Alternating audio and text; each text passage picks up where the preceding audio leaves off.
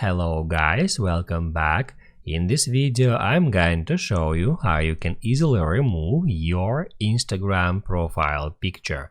Be sure to watch the video to the very end so you don't make any mistakes, and of course do not forget to like this video and subscribe to my channel.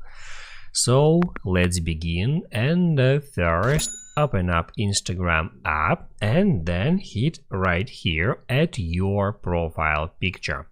Once you are at your profile page, hit at edit profile, where you can easily find that edit profile or avatar link. Just tap on that and that gives you an option remove current picture.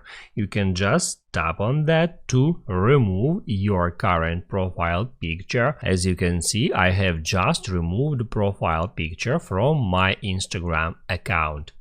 Now you can write down in the comments below if you have any questions about that tutorial, and also I recommend you to check out my Instagram tutorials playlist, which you can easily find in the description.